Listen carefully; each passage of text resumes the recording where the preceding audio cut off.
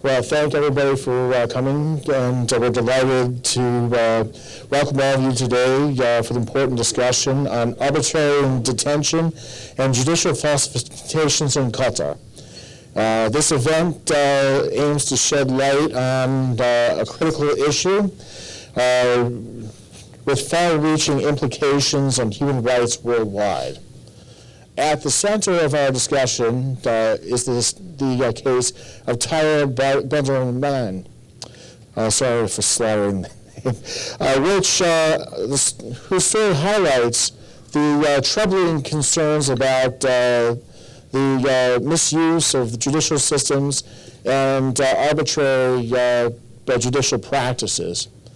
We're honored to have such distinguished guests as bringing invaluable information and insights on this important conversation.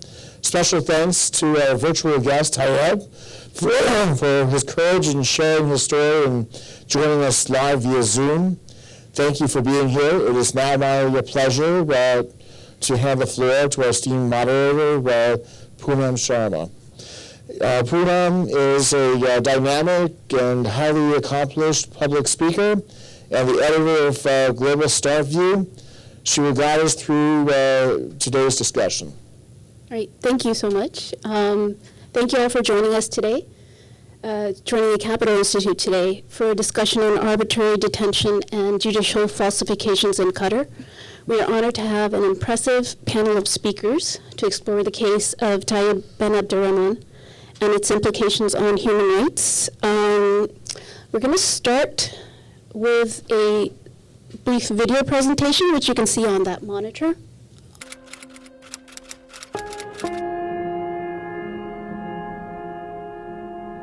Par le président du Conseil des droits de l'homme national, le Dr Ali, une des personnalités les plus en vue du régime qatari.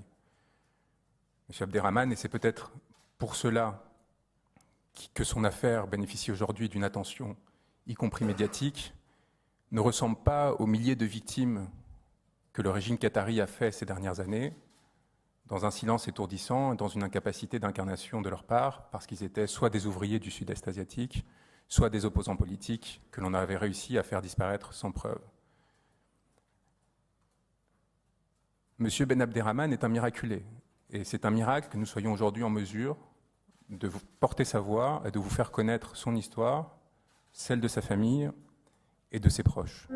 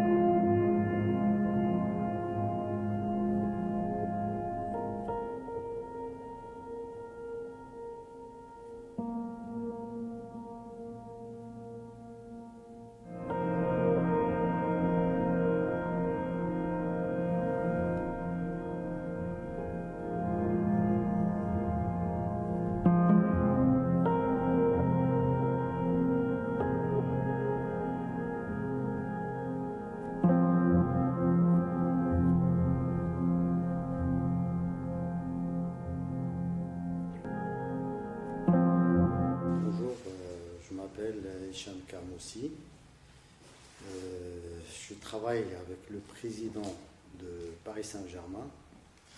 Ça fait 20 ans que je travaille avec lui et au Qatar. Et là, ça fait presque 10 ans, 12 ans que je travaille avec lui à Paris. Donc, 10 ans, et il ne m'a pas déclaré. Ça fait 12 ans que je travaille. C'est la première année. Ça fait 1 an qu'ils m'ont déclaré ici à Paris. Et j'ai insisté à beaucoup de choses. Donc, je connais beaucoup de bêtises qu'il a fait. Donc là, ils sont en train de menacer pour que je vienne au Qatar parce que ils savent que je connais beaucoup de choses. Donc là, s'il m'arrive quoi que ce soit, c'est lui le responsable, c'est M. El Khouleifi. Donc là, il n'arrête pas à me dire viens au Qatar, viens au Qatar, viens au Qatar, et je ne veux pas y aller. Donc, c'est ça.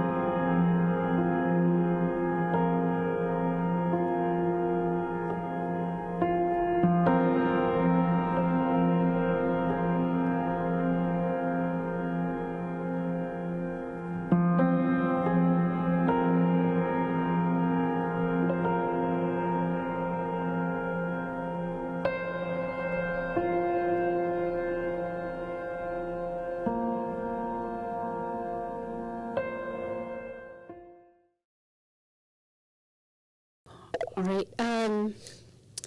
So we're very fortunate to have Tayeb Benabdurrahmane joining us via Zoom today from France.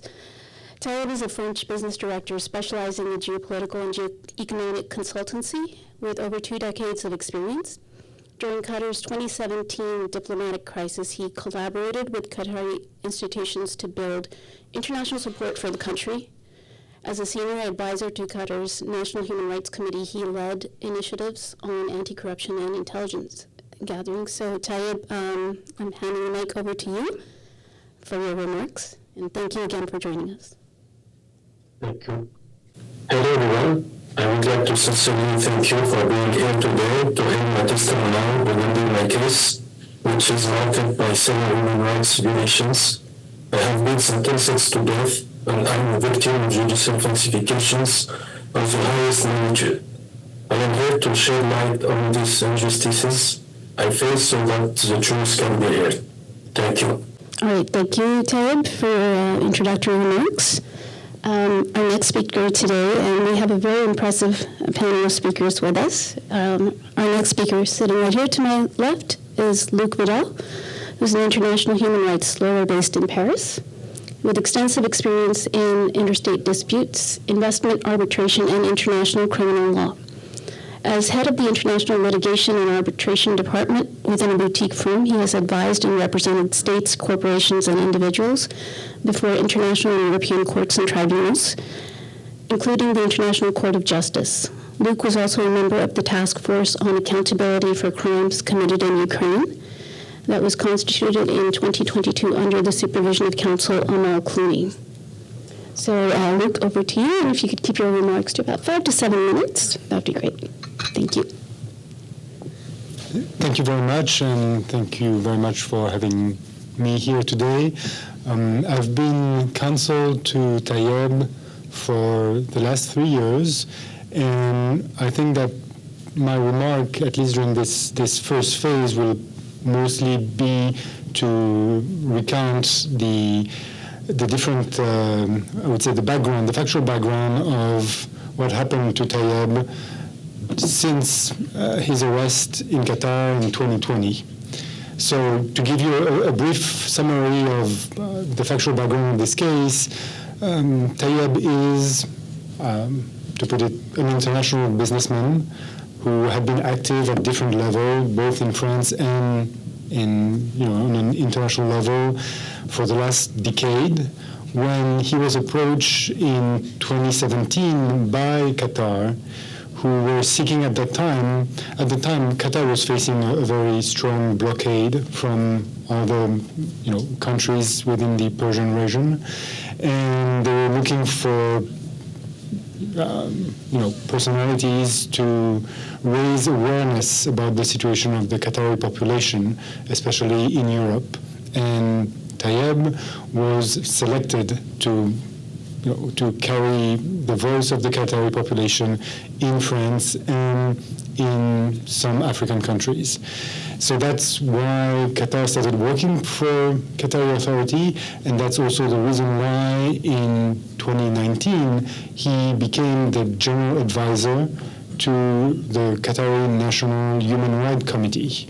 So he basically became the number 3 within that public organization, whose role supposedly is to protect and defend matters of human rights within Qatar. And that's the position he occupied until the end of the year 2019, and it's also the reason why in 2019 he decided to resettle in Qatar, bringing his whole family in Doha and basically settling his life there. Yet in 2020 his life went upside down when he was brutally arrested on the 13th of January. He was arrested by obviously security forces, but without any information about the charges that explain his arrest, nor even the organization that was behind this measure. He was arrested, his assets were seized, he was then brought into a secret detention center where he was kept during 3 weeks, where he was also tortured, and where threats were raised against himself, his family, in order to recover all the information he had gathered during his professional activities for Qatar. After those 3 first weeks, he was then imprisoned in solitary confinement at the prison of Salva Road for another 5 months, where he is, the torture continued, the threat against his life was also maintained for all this period. And it's only after he had agreed to relinquish all his documentary databases to Qatar representative that he was finally released at the end of June 2020, but released yet banned from traveling outside the country and placed under house arrest in Qatar for another 4 months. The reason for this, this house arrest, as well as the reason for his detention or his arrest, he was never provided any explanation, save some very general, information about being held under the order of the emir or whatever, but he was never formally charged, he was never formally notified with any information about the reason why he was so arrested and detained for the whole of his detention. And then finally, he was basically expelled at the end of October 2020 and sent back to France. The story could end here, and so would my initial intervention, but the fact is that after recovering from very severe PTSD in France, Tayeb started to seek redress and justice. He first did so through, I would say, local remedies, trying to contact the National Human Rights Committee of Qatar, trying to reach the public prosecutor of Qatar in order to try to obtain that an investigation be conducted over the treatment that was inflicted upon him. Those attempts went to no avail. He never got any answer to the numerous letters he sent or his counsel sent to try to raise the issue with local authorities. So then he sought justice and compensation through other courses of action, including by seeking here in Washington, D.C. for a case to be brought before the World Bank, before the International under the auspices of the International Convention for the Settlement of Investment Dispute. And that was the first time that we actually were able to obtain some information from Qatar under the different procedural order of the tribunal. He also sought justice and compensation by bringing a criminal complaint before the French authorities. And why I'm mentioning that, apart from give you a broad oversight of the case, is that the response to those different actions brought by Tayeb in 2021 and 2022 was that in 2023 we discovered that Qatar had, I would say, resumed whatever they had started in 2020, and within a week they had conducted what was apparently Qatar investigation into Tayeb that really lasted a week, and then brought him to trial in absentia, because he was not formally notified of the trial to come, and sentenced him to death on 31st of May 2023. That was Qatar reprisal for Tayeb's, I would say, legitimate action in France and at an international level to seek justice. I think I've basically covered, at least during the amount of time that was allocated to me, the general scope of what has happened to Tayeb, but I'm, of course, at your disposal to give you any further insight over either the factual background or the different action we brought on behalf of Tayeb. Thank you, Luc, for that overview. Our next speaker is Aaron Meyer. Meyer, did I say that right? No, Meyer's good. Meyer's good? Okay. Aaron's a New York-based attorney, consultant, and analyst with expertise in lawfare, Middle Eastern history, and international law. He's an accomplished writer and former research director for some prominent organizations. Over to you, Aaron. Thank you. So where do we start? You've heard the specifics about the case, and I'm sure you've heard several things that are jumping out at you, right? You've got a trial at absentia. You have non-disclosure of pertinent information, the inability to mount a defense. In short, what you're hearing is a perversion of a legal system. Right now, as a practicing attorney, I'll admit any legal system can be manipulated.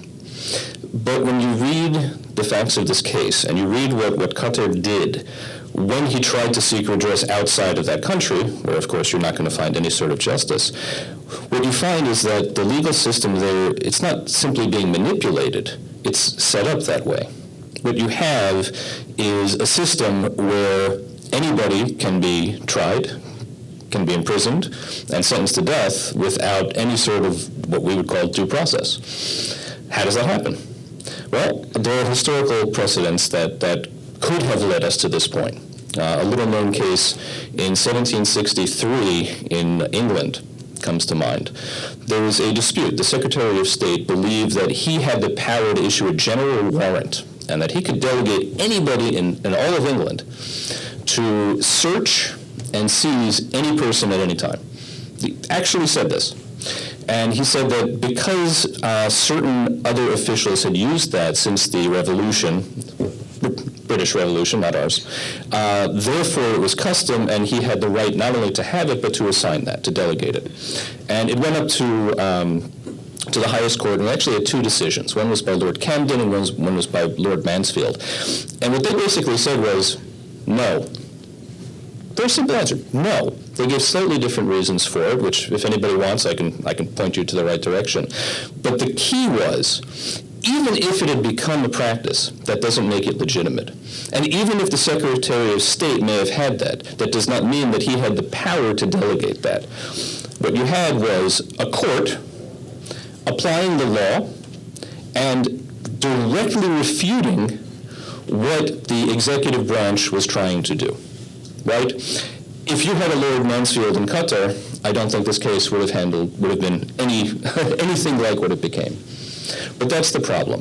The Qatari legal system is predicated on a constitution that looks very pretty. I mean, if anybody else has read it, it has all the guarantees you can think of, right? I mean, everything there in black and white. It's beautiful. It's also not worth the paper it's printed on. Because what ends up happening is, exactly what happened here. You're unable to present a defense to your case if you don't even know the charges against you. And that's by design. That's not manipulation of the legal system. Again, that is a legal system that is merely a cover at best. And I'm actually trying to be nice here. I could be a lot more critical of it. That's the problem. The secondary problem that we're seeing is that Qatar feels emboldened to try to extend its reach beyond its borders, right? In international law in the 21st century, the 20th century, it's fair to say you had nations that were very concerned with preserving their sovereignty. Right? In the end of World War II, that was a big issue for basically all of the major players that were still around. And so their legal systems reflect that, and their interpretation of international law and acceptance of it, again, sort of brings that into their legal systems to varying degrees.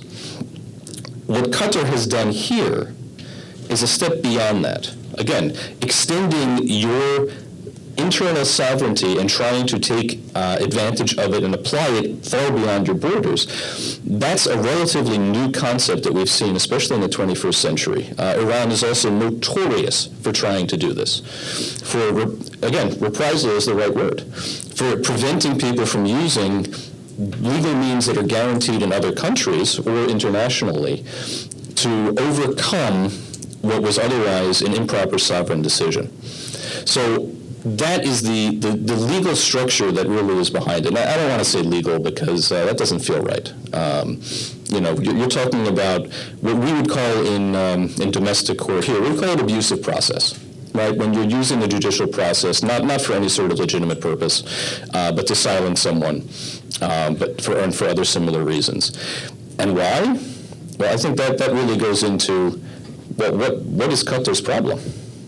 Qatar has a very big problem, and that problem lies in human rights. And with that, I'm going to turn it over because I think I know exactly what you're going to hear next, and I'm going to happily cede the floor. Thank you. We'll next go to Irina Sukerman, who's a New York-based attorney specializing in human rights, national security, and founder of a boutique law practice. Irina is an expert in geopolitical analysis, information warfare, and human rights advocacy. And over to you, Irina. Thank you. Thank you so much for your attention. I'd like to follow my esteemed colleagues by broadening the context a little bit and by addressing why this case has global implications and why it matters in the United States.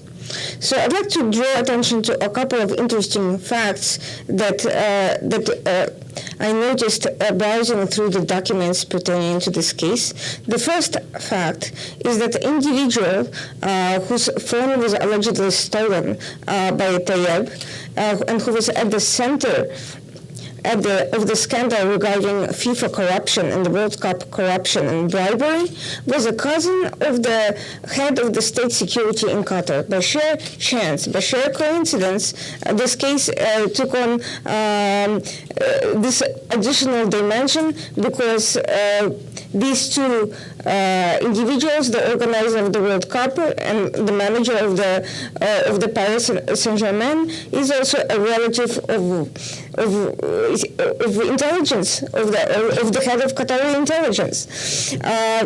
The other issue is the scope of the case. At the heart of it was the controversy over documents and evidence that could have cost Qatar the participation in the hosting rights for World Cup. It's huge.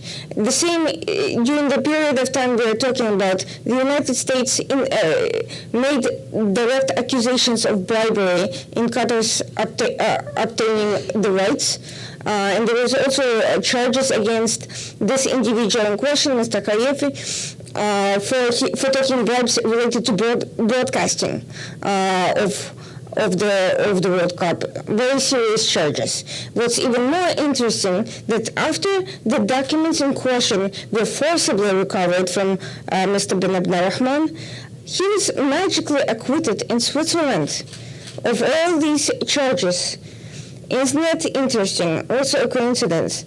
So you have this indictment, you have very serious charges by the Brooklyn DA's office, by the DOJ in the United States, and all of a sudden this individual is found to have not done anything wrong, and there's nothing, and walks away from this entire matter. Not only does he walk away, but he becomes the Minister of State in Qatar. So he's actually elevated to his position, and then after Mr. Tayeb is released from custody, it's only then that the actual process that imposes a secret death penalty on him starts. Another fact that I'd like to draw attention to is the non-intervention of the French government and assorted authorities that were contacted during the process of this case. Now, Mr. Tayeb is no ordinary businessman. He has political contacts at the top level, including the French President Emmanuel Macron, and that is referenced throughout the entire case. So what does it say? It means that there is a political dimension to this case going beyond simple judicial violations that can happen in any country. We are talking about the fact that Qatar, which had sent a letter to the French government concerning this matter, was essentially blackmailing and extorting the French government and several other countries in the process of this case, and it uses the leverage that it has to blackmail entire governments into ignoring human rights violations against their citizens. The third matter is what Mr. Meyer referred to earlier, the extension of national sovereignty violations beyond Qatar's borders. Because not only did they torture and isolate and forge documents, as has been proven by several diverse international authorities, but they conducted operations in several different countries in support of this case, and yet they failed to present an iota of evidence showing Mr. Tayeb's connection to the allegations of espionage that they claimed against him. All of this is serious enough and bad enough and has global implications for Qatar's undue influence over the international community and international justice systems. But it would have been sustainable had it been an isolated matter, one case that shows an abuse of power, a few officials gone rogue. Unfortunately, that is not the case. First of all, this case was authorized by the Emir himself. So it goes all the way to the top, and we know that the head of state of Qatar is fully aware of all these details and authorized these violations and all the extortions that followed. Second, Qatar has a pattern of bad behavior that shows that this is systematic abuse. And I'll refer to a few cases, some of which I was personally exposed to. One of those cases is the case of Mark Bennett, a dual British-French national who worked for Qatar, just like Mr. Tayeb. He was not a dissident, he was not a critic, he was an insider who was charged with creating a company, with building up a company called Discover Qatar in preparation for the World Cup as well. And when Mr. Bennett decided to defect to a rival Saudi company in the middle of what was essentially a Gulf crisis and a standoff between these two countries, Qatar took it personally. Qatar took it as a betrayal, and not just someone deciding to switch to a better paid position, but as a political move. And with the assistance of the then head of Qatar Airways, they took Bennett into custody. They subjected him to harsh measures and torture and arbitrary detention for 3 weeks, forcing him to release a laptop and documents that he had in his possession that they claimed were confidential and that they were claiming was subject of espionage to Saudi Arabia. At the end of his confinement, he was released to the hotel. He was supposed to go back home. He had a phone call with his wife, and soon thereafter she found out that he was found hanged in his room. She came to Qatar to recover his personal items and found that there was no evidence he had any suicidal intentions whatsoever. His clothes were folded on the bed because he was preparing for a Christmas party that night. It looked like he was just reading a book and that somebody knocked on the door. He had talked to her earlier on the phone and did not sound suicidal. He sounded like somebody ready to go home. This case involved a massive cover-up. I had an opportunity to talk to the personal representative of the family, and actually the case is far worse than what was reported in the media at the time, because it also involved the cover-up of an autopsy of Mr. Bennett's body. It involved pressure over British officials and diplomats, and extensive interference with the London inquest into their own autopsy at the time. So we see someone who was literally very likely murdered with a massive cover-up, again, over the case of documents pertaining to a massive World Cup. Another case, very similar, not quite as dire, Mr. Fawaz Al-Attiyah, who was born in London, but who essentially sued the former Prime Minister of Qatar, Mr. Hamad bin Jassim Al Thani. He had started a case inside Qatar trying to recover ancestral lands that were unjustly confiscated, and for his trouble, he was taken into detention for 15 months, kept in solitary confinement, and went through very much a pattern of violations similar to Mr. Tayeb. His efforts to sue the former Prime Minister, who since then had retired, went to naught. Qatar and its former officials were found to have diplomatic immunity by choice of the UK judiciary, and the Foreign Office deferred to the judiciary to make that decision. This is not a red line. This was a political decision made by the judiciary. They decided to assign immunity in this case. Third case is the use of the death penalty for political purposes, and this is clearly an entire political case. This is the case of Indian nationals, naval officers who were detained in Qatar, accused of espionage in favor of a third country, and assigned death penalty with essentially no legal representation or access to their diplomatic counsel. Eventually the case was settled through political means through intervention by the Indian government at the top level, but not after Qatar allegedly issued a set of demands, political demands from the Indian government.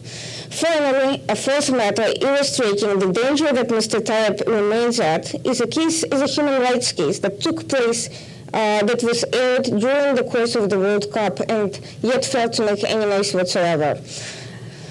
There were leaked documents from the Home Office in London, once again, showing that a transgender child of one of the senior sheikhs in Qatar escaped to the United Kingdom and received asylum due to threats to this individual's life. I had an opportunity to personally assess those documents and interview relevant witnesses in this case. And without going into details, I can tell you that the level of interference in foreign matters and violations of national sovereignty by Qatar goes far beyond what most people are aware of.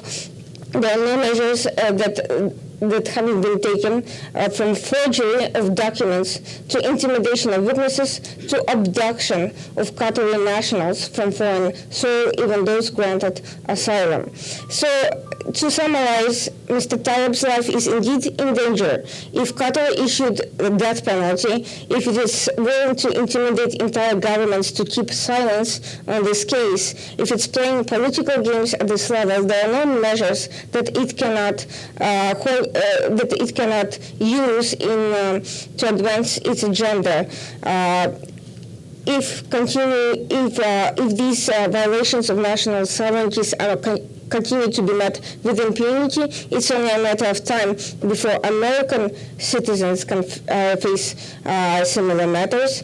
We have already seen cases of critics of Qatar who had nothing to do with politics or with espionage being hacked and the information being leaked in the midst of the Gulf crisis. That can happen again. It happens all the time. And it's only a matter of time before Qatar can start intimidating American witnesses, going after American critics, assigning death penalty to them, and possibly even abducting and imprisoning them. There are multiple cases of malfeasance, and there are other cases of Qatar directly interfering in the American legal system. Just to give you one final example, the Emir's brother, younger brother Khalid, was infamous for his brutality, abuse of employees, and violation of labor laws. And he was eventually sued by a former American employee over labor law violations. After this individual witnessed brutality towards others, people were literally murdered and disappeared. Other people were shot, beaten, or intimidated, harassed, and threatened with death. During the course of the lawsuit in U.S. courts, several Qatari linked individuals with links to the Qatari intelligence interfered in the process by various means. They've attempted to divert the legal system through abuses, systematic abuses, by filing and leaking documents. They disrupted the case, and if they're able to do that over something like that, over a private lawsuit, imagine what else they can do. Thank you.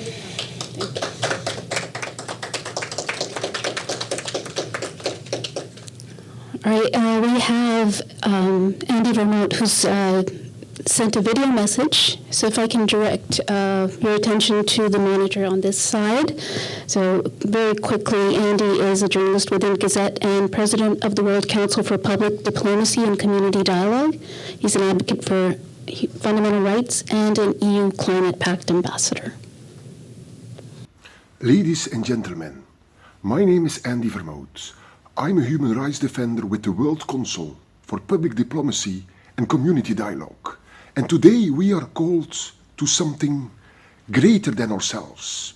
We're here to stand up, to speak out and to defend the very core of justice. Because what we are witnessing, the accusation that Qatar has leveled against Tayeb Benabdurrahmane, is nothing short of a farce. It's an outrage. It's an offense to every value we hold dear. And I'll say it clearly, justice demands fairness. Now let's look at what Qatar wants us to believe. They're telling us that Tayeb tried to sell a phone. A single phone from Paris Saint-Germain to the United Arab Emirates. They are asking us to imagine that the Emirates, a nation built on the principle of law and accountability, would throw everything away for a single phone. Friends, I don't know about you, but to me, this is just not possible. It's absurd, it's insulting, and it's beneath the standards of justice. Because justice demands fairness. And let's talk about that so-called confession. It wasn't freely given. It was forced, wrested out under intense pressure, signed out of fear. This is not justice. It's cruelty. Qatar signed the UN Convention Against Torture, a promise to honor the dignity of all people. And yet here we are, faced with a blatant violation of that promise. They choose cruelty over compassion, force over fairness, and they think we'll just accept that. But we won't. Justice demands fairness. And friends, this story is not just about Tayeb. It's about every single person who has faced down injustice, who's been silenced by fear, who suffered because someone else held the power. It's about a regime trying to cover up its own faults with the web of lies. this is not simply an accusation. It's a betrayal of justice, and we will not stand for it, because justice demands fairness. So, let us remember why we are here today. We're here to hold the line. We're here to stand up for what is right. We're here to stand up for what is true. And we are here to stand up for what is fair. We are here to remind the world that dignity is not up for sale, that justice is not a game, and that fairness is not just a word. It's a principle. And in the end, we know this. Justice demands fairness. Right. So I think we've had a good overview of the background into Tayeb's case, the historical precedents, and the issues with the Qatari legal system that have enabled abuses in this case, and the global implications of this case as well. So now we'd like to open up the floor for questions, either to Tayeb or to our panelists who are present today. Dane will be around with a microphone. If anybody has a question, please raise your hand. Thank you so much. My name is Saiful Musanna. I'm from Yemen. And I know very well what the Emirat or UAE did in Yemen. So my question is, how can we trust you as civil society if you are receiving funds to only attack Qatar and make both UAE and Saudi Arabia look great? So are you generous or branding agent for their image? And the second question, did you know that Tayeb convicted in criminal in France? Yes. I'll start with the second question. Actually, it doesn't matter whether Mr. Tayeb is a convicted criminal or not. That does not justify violating his laws, violating his rights in Qatar. And that's what the case is about. It's not about who he is as a person. It's about his legal rights and the responsibility for Qatar to behave justly towards the accused. As for the second question, I'm not sure what relevance the situation in Yemen has to this specific judiciary issue, but if you want to organize an event related to Yemen and Yemen rights, I'll be happy to talk about it. I've talked about Yemen, and I've talked about human rights in Yemen in Geneva, and I have a record on that issue, and I have not been silent on that either. Luke, did you have? Yeah. Yes, and I may add something regarding the second question. Tayeb is not convicted in France. Tayeb has never been convicted elsewhere than in Qatar. Tayeb is considered to be a person of interest in a vast investigation presently conducted by French authority regarding the hidden activities of Mr. Nasser El-Kharafi and the PSG.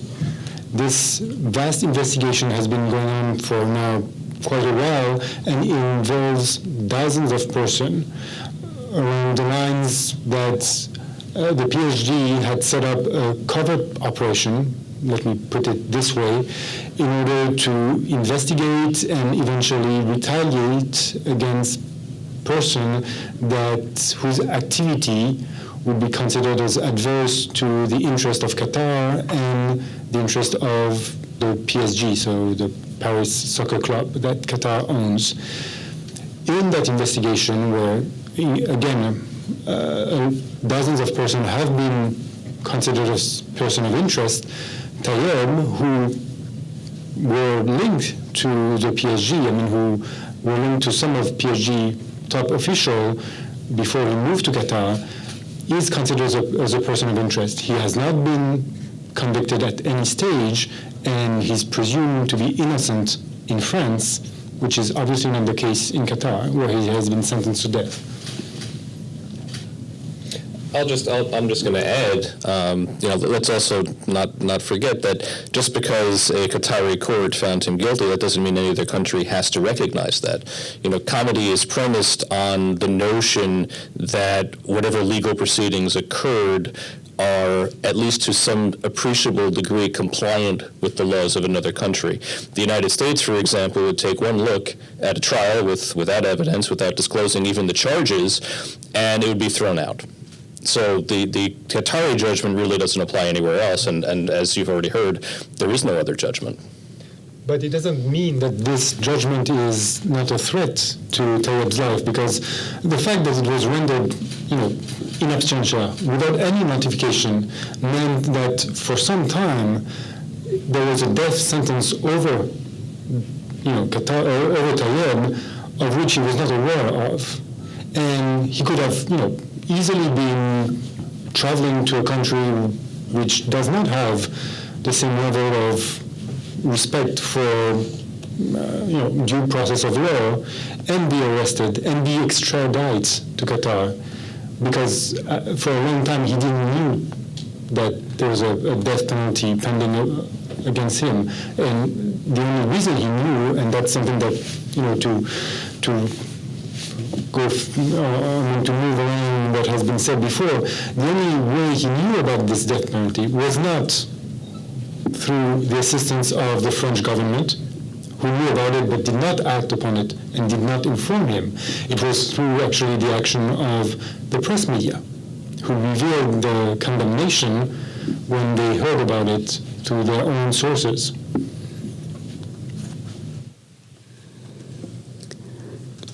Do we have other questions for either our panelists or for Tayeb, who's online and available to answer? Gentleman over here. I just want to say thank you for bringing awareness to this critical issue. This question is for you, Luke. What options exist currently within the judicial system or within Qatar, perhaps outside of it, in order to address this injustice? And are you taking any specific options or actions currently or planned in the future? Thank you very much for your question. We are definitely acting to try to get some redress for Tayeb right now. We are looking to we are pursuing several venues.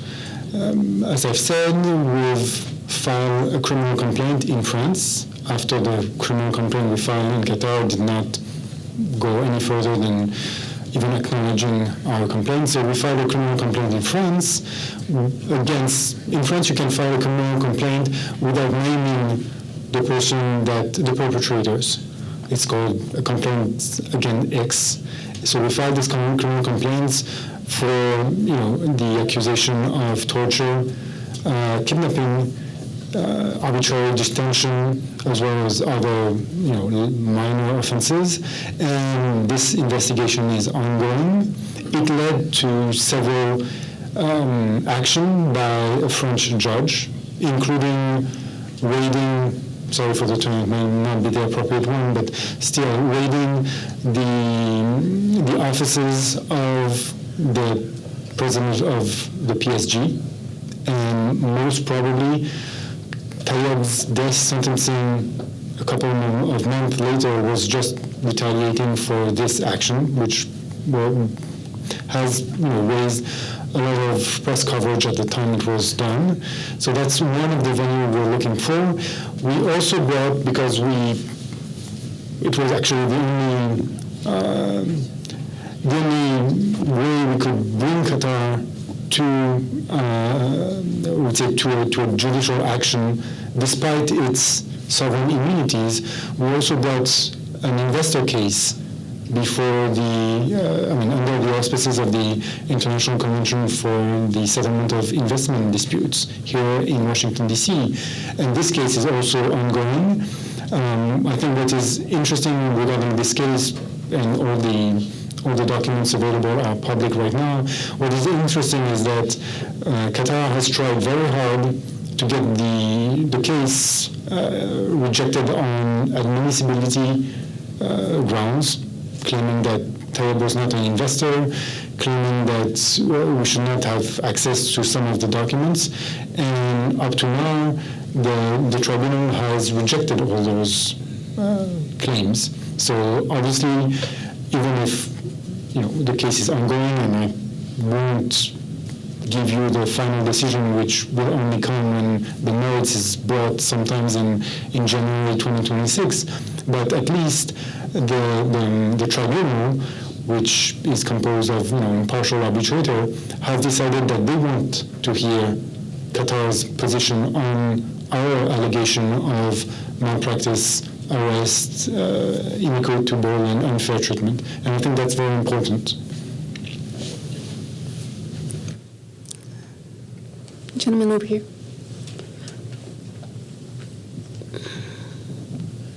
What does it say about, these here in the United States, the Biden administration classified Qatar as a non-NATO ally, and for the United States to be very closely cozying up, with Qatar, considering its corruption and its human rights violations. I mean, what does that say about the power that Qatar's money buys in terms of looking the other way on human rights violations?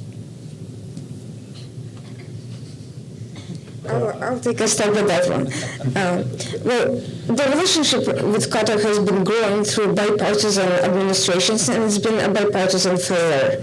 I think right now we have an opportunity to review that relationship in light of the evidence of the type of forgeries that shows we simply cannot trust Qatar to be our counterterrorism ally, our trade ally, our defense ally. If they can forge signatures in a human rights case, imagine what kind of evidence they can forge regarding funding of terrorism. And I hope the Trump administration will reconsider its business relations and its Qatar's role as an investor in the U.S. and its our defense cooperation as well. I think this is a great time to review that. As far as causing up corruption, begets corruption. Qatar is a major expert of corruption, and we are seeing that it's turns everything it touches into fruit of the poisonous tree. And for that reason, I think it shouldn't just be U.S., but the entire international community asking what price they're willing to pay for Qatar investments. If you don't mind, to sort of jump on that, nations, what's the first rule of international affairs, right? Nations operate in their own perceived best interests. At the end of the day, cynical as it sounds, that's what it is. The problem is, it's the perceived part. Now, it's convenient, right? It's been convenient for the United States to accept Qatari money and act as if there's this grand alliance, when in fact there's a financial arrangement, right? I would say that's about as nicely as we could put it. The question now becomes, are we going to actually look at the other factors, right? Human trafficking is a massive problem around the world.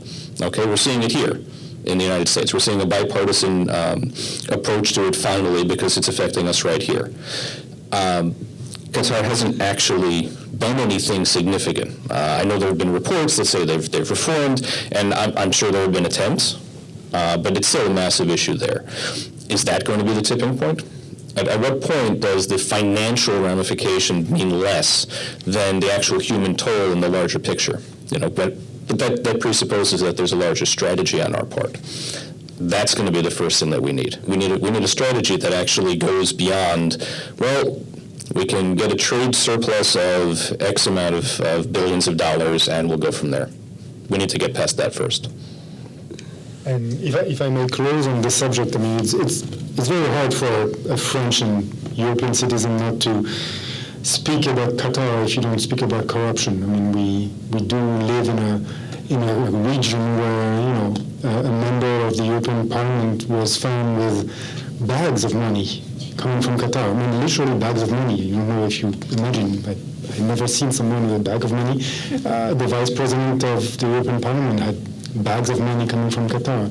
So, but in Tayeb's case, I think, you can always picture that member of parliament with her bags of money, or that member of the French parliament acting, claiming that Qatar is a champion of human rights, but it does have some very concrete consequences when you look at how your own administration function. If you look at Tayeb's case, we have factual evidence that the French ambassador to Qatar in March 2020 was informed of Tayeb's detention by one member of the press, yet he didn't act upon it. And the emails that we know he received, because we have copies of them, the emails he received, the French administration is refusing to give them to us, saying that these emails do not exist in the system anymore. When Tayeb was expelled and brought back to France, we asked from the French Foreign Ministry to act upon the various violation of international obligation that his case was constituting. And we never got any answer from the French ministry. So all our requests for assistance or our requests for diplomatic protection went unanswered by the French ministry. And finally, we have this very dire example of the silence kept by the same French ministry when she was personally informed that Tayeb was under investigation in April 2023 and did not inform Tayeb, despite the fact that she was well aware of his situation. And likewise, in July 2023, she got personal information that a French citizen had been sentenced to death by a foreign power, yet she didn't act. She didn't inform Tayeb, despite whatever danger that this death sentence could represent for him.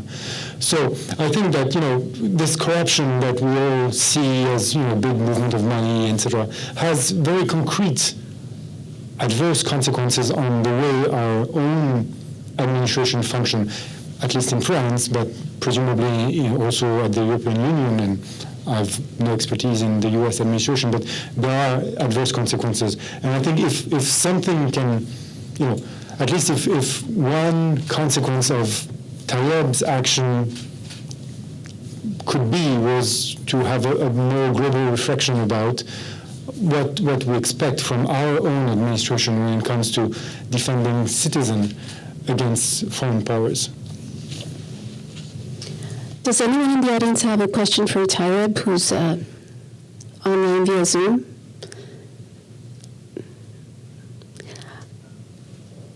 Anyone? Well, I do.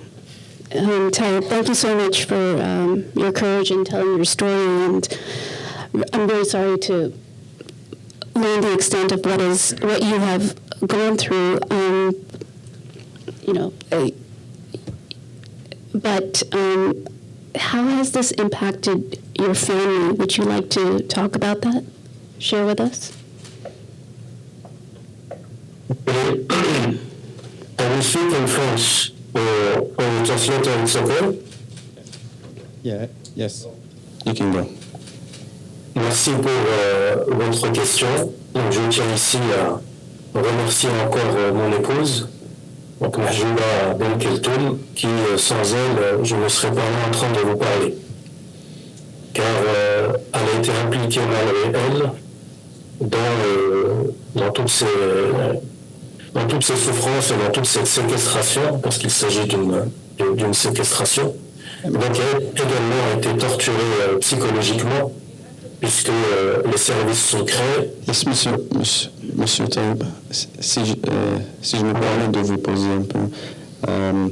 He said, thank you for listening to me today, and he wants to thank his wife, Mrs. Mahjoub, for all the effort, despite all the things that he has been through, and it's this case of a tragedy and oppression that have been all over these past years.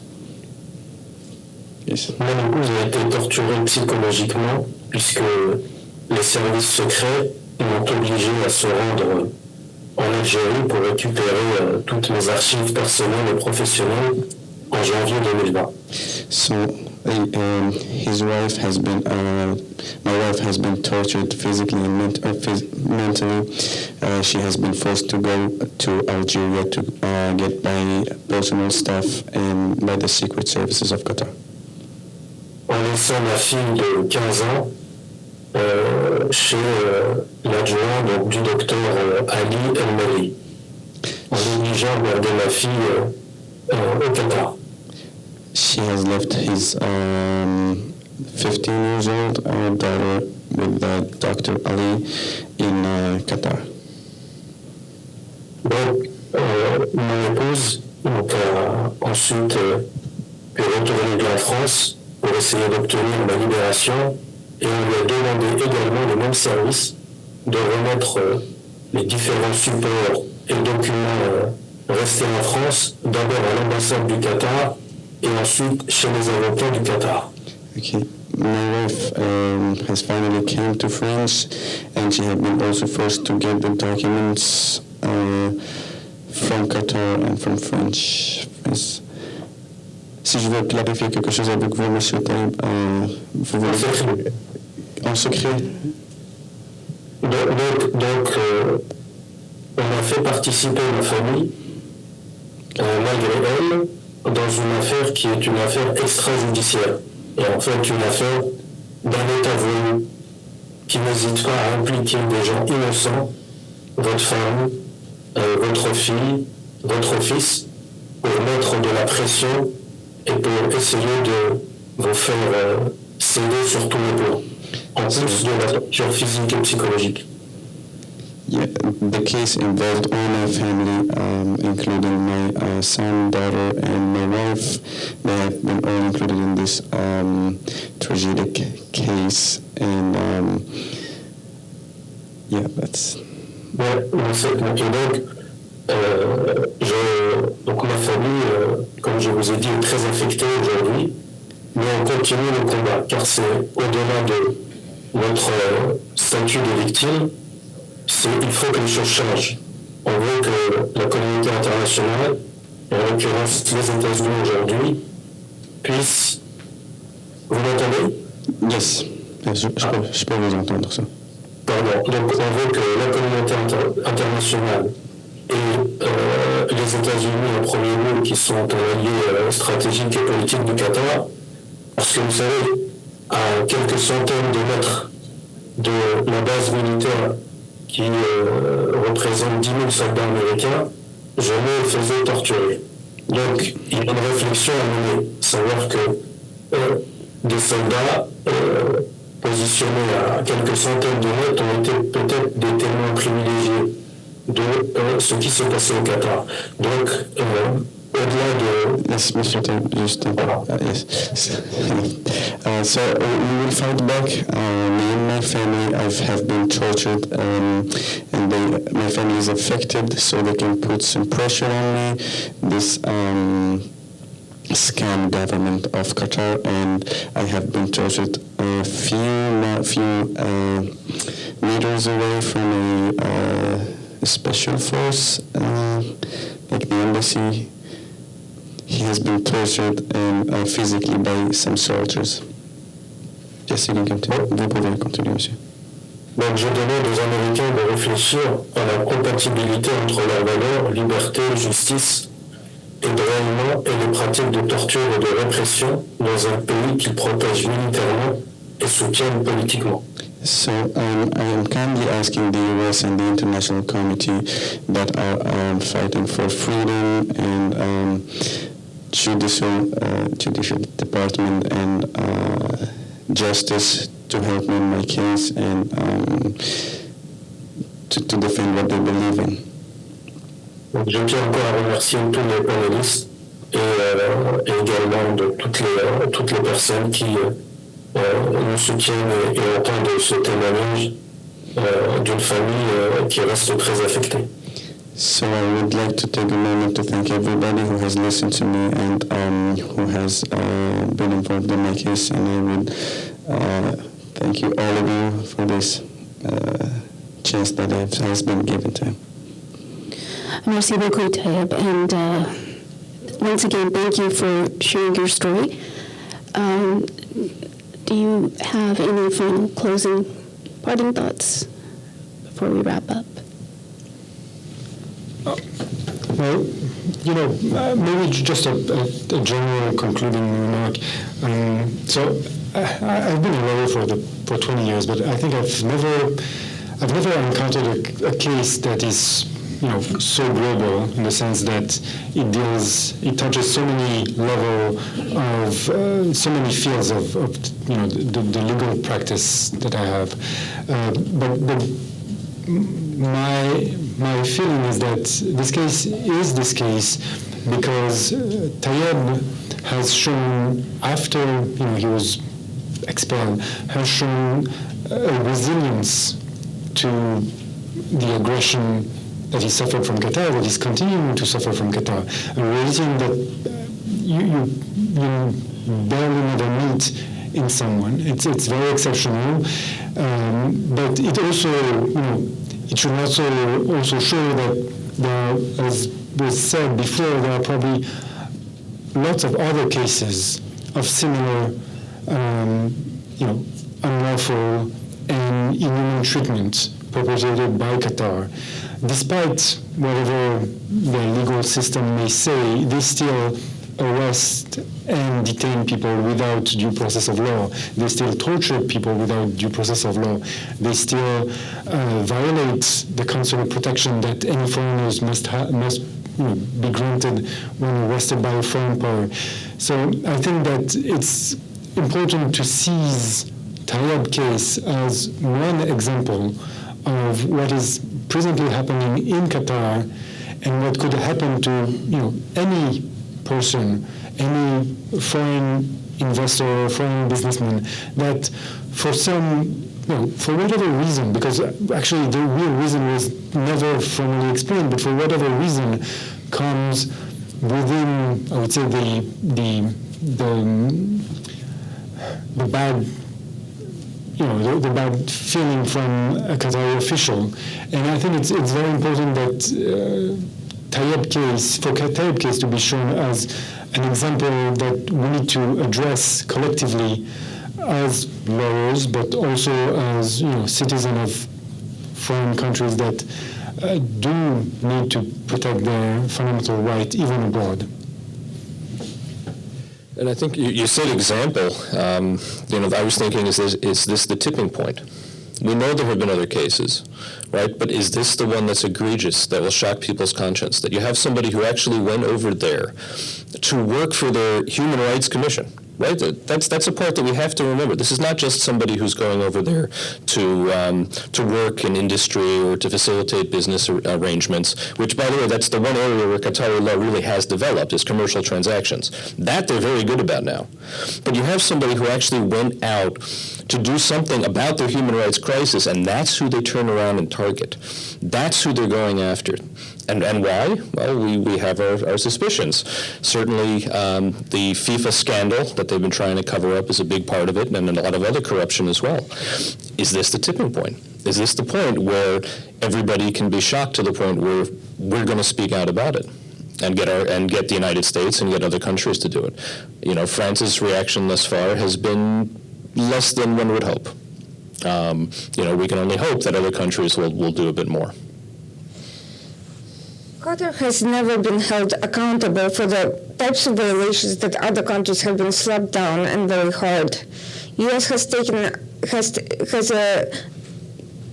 levied sanctions against some of its closest allies, in the Middle East included, but never against Qatar, until U.S. and others stop treating Qatar as exempt from accountability, as a unique case that is somehow immune.